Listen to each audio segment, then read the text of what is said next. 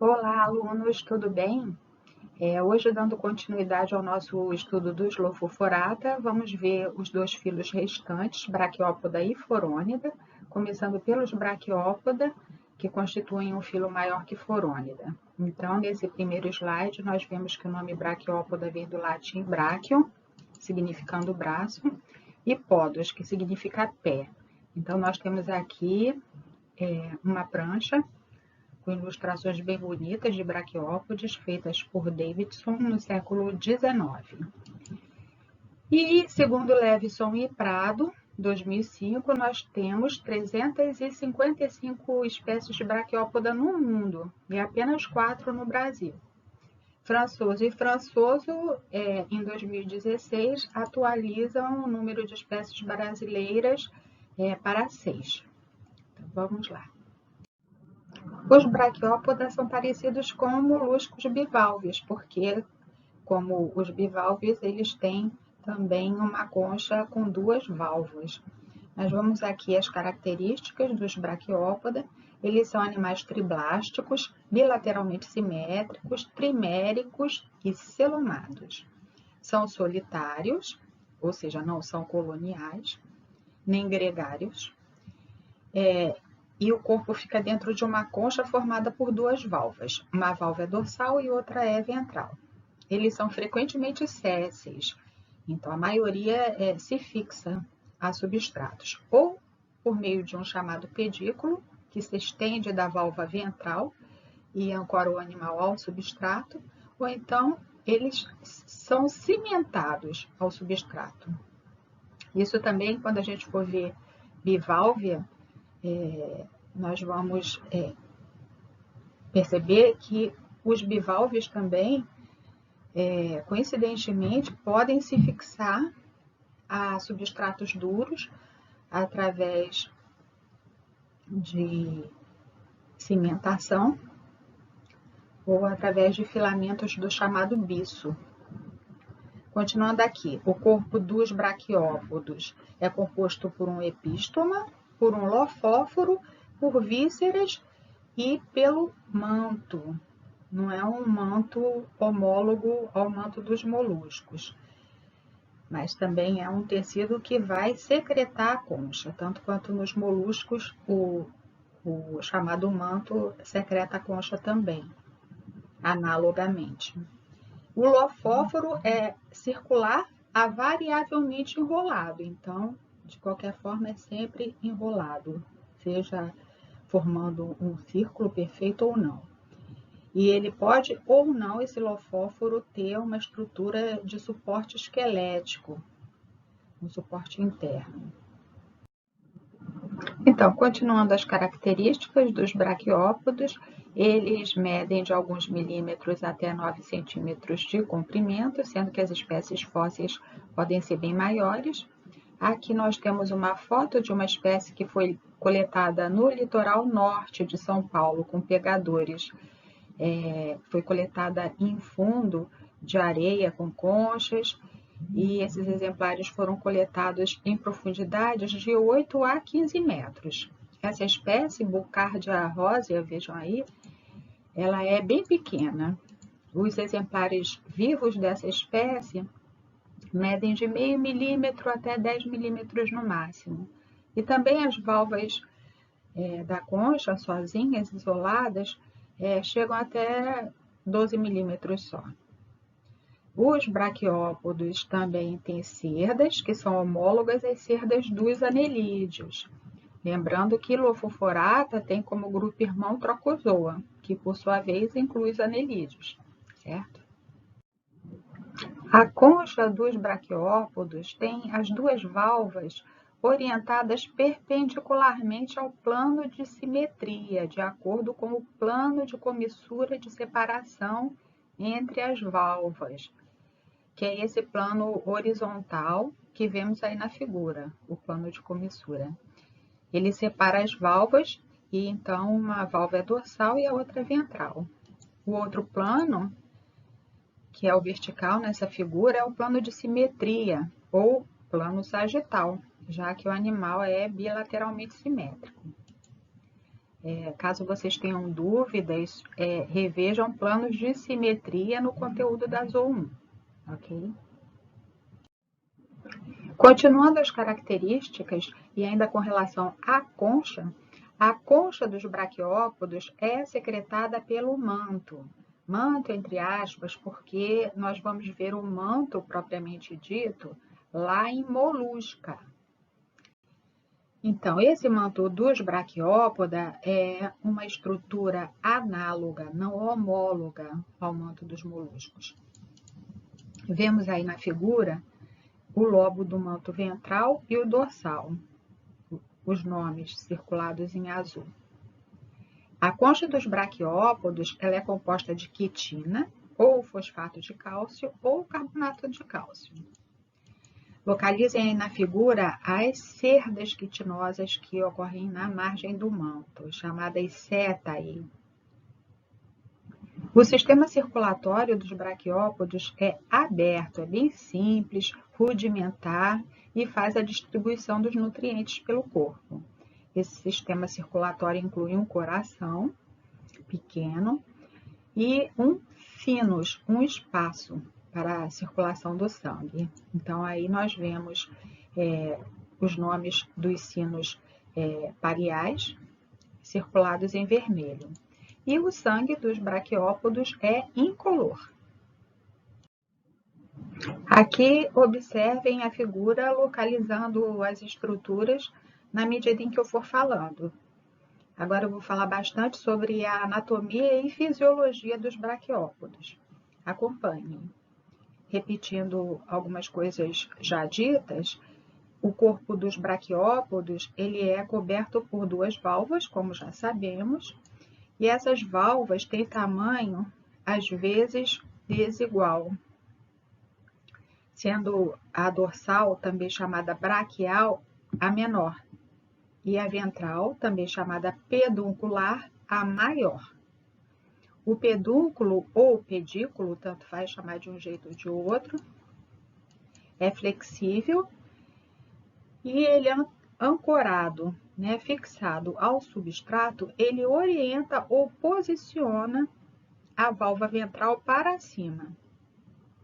Continuem acompanhando aí, observando a figura, enquanto eu falo.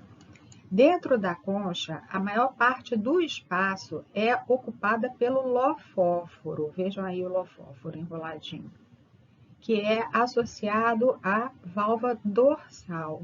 Ele se localiza na cavidade anterior do manto.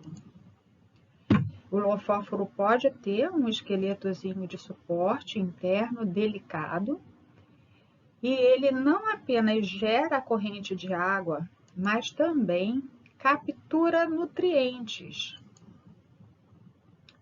O tubo digestório, vejam aí, geralmente é em forma de U e pode ser cego, ou seja, sem anos, num grupo de braquiópodos chamado articulata, ou então esse tubo digestório pode ter anos nos inarticulata.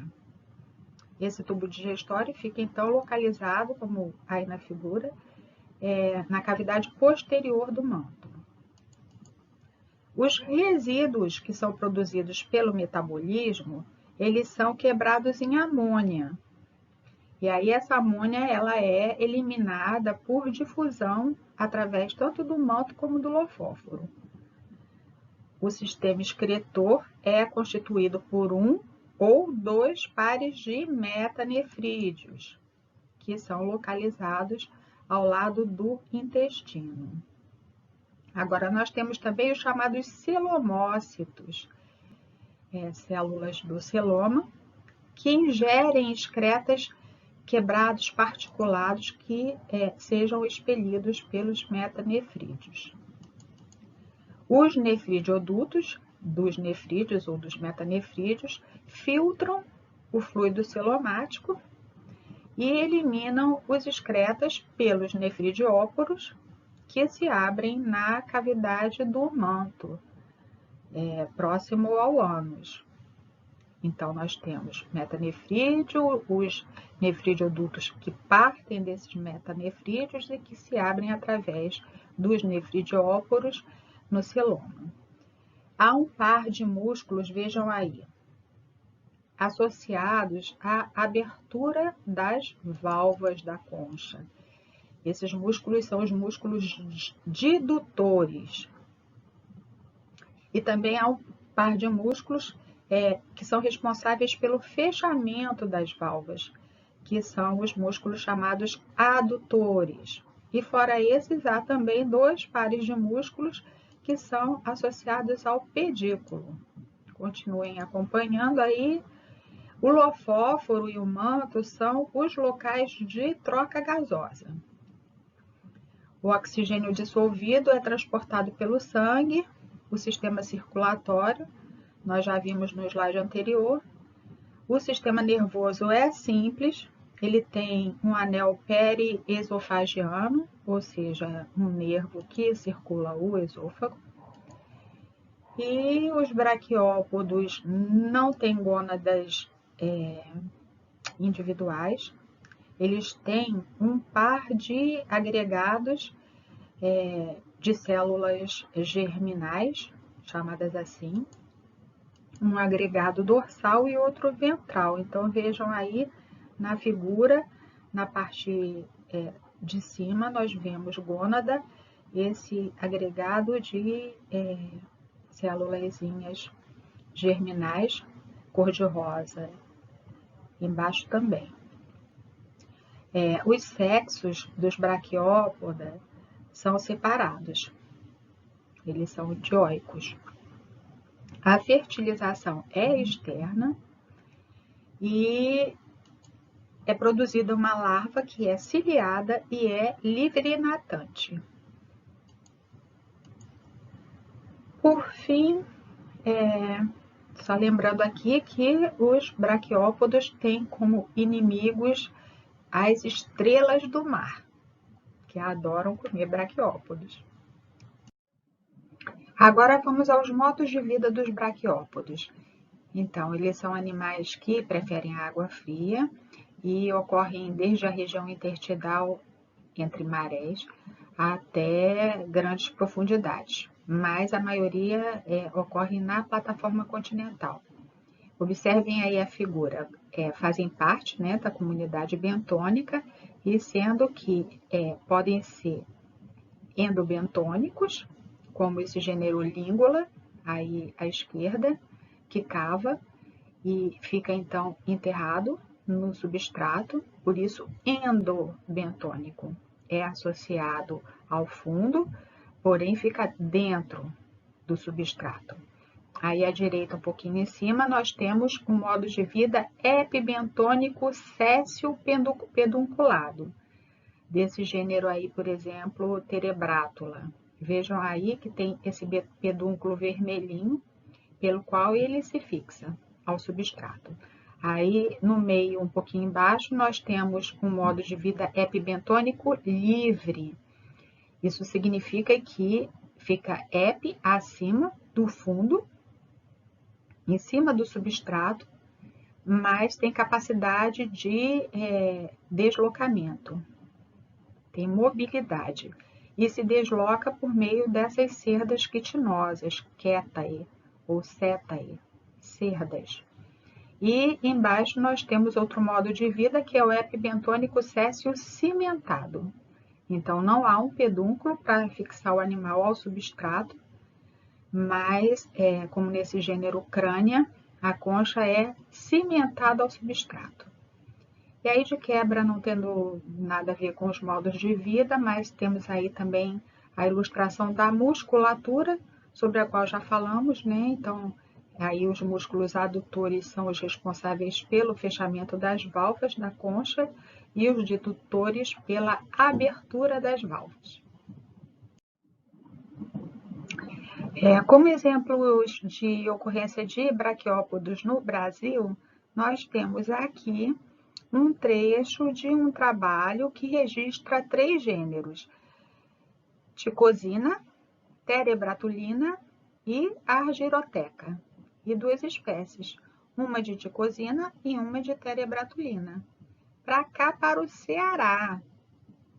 E aí, ao lado, nós vemos as conchas dessas espécies. E então vamos finalizar com este e com o próximo slide, o conteúdo sobre os braquiópoda, aqui com a classificação resumida em subfilos. Vejam aí, Lingoliformia, Craniformia e Rinconeliformia. E também com a idade dos fósseis conhecidos mais antigos, que é 540 milhões de anos.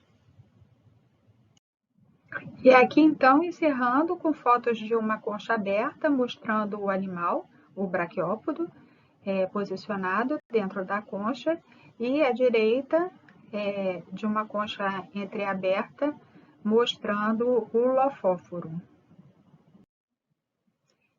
Finalmente, nós chegamos ao último grupo, então, de Lophophorata, o filo Forônida.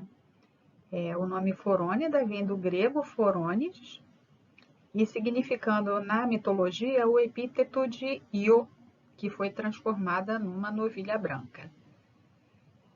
Epíteto é também um termo de origem grega, e significa uma expressão que é colocada ao lado de um nome, de um substantivo, e que qualifica esse substantivo.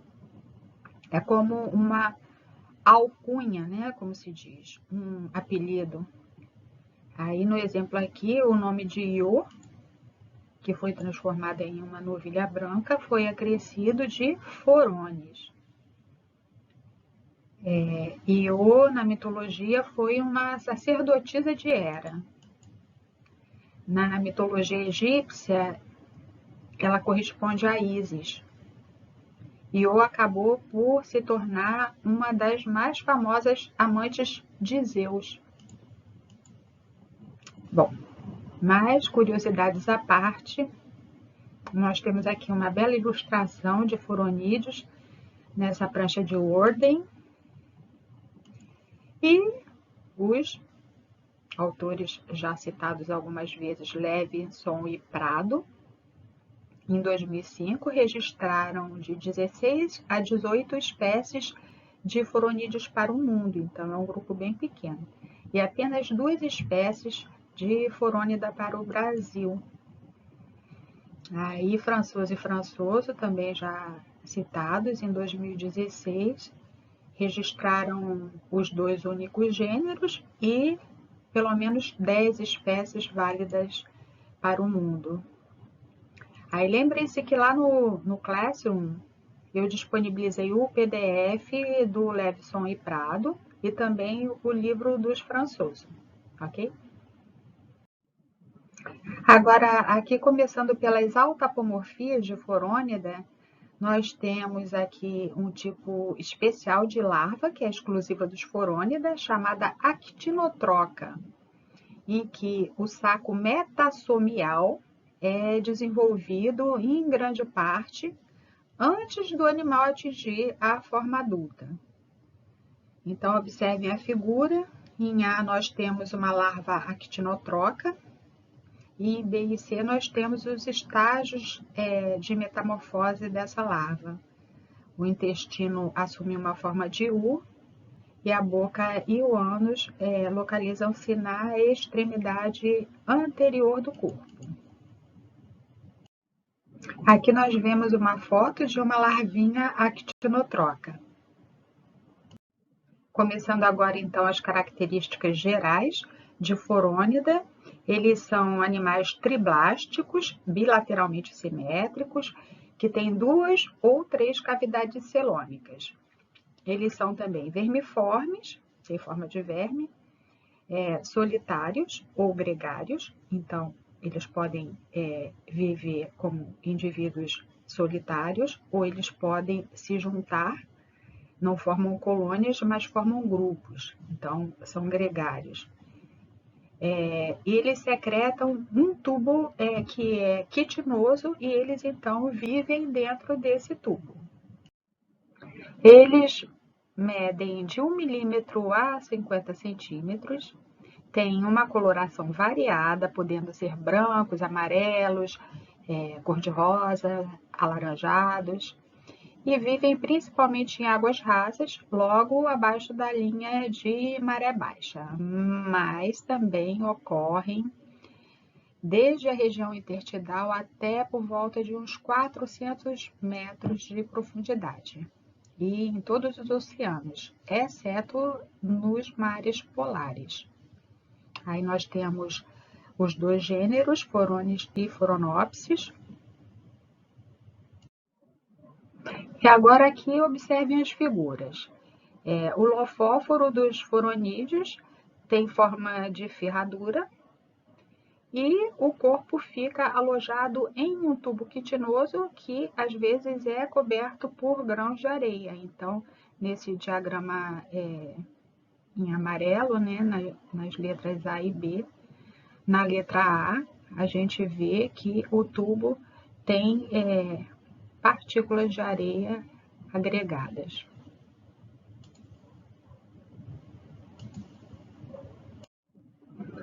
Repetindo, os foronídeos são tubícolas, né? Então esse é o modo de vida deles, eles vivem dentro de tubos quitinosos enterrados em substrato mole.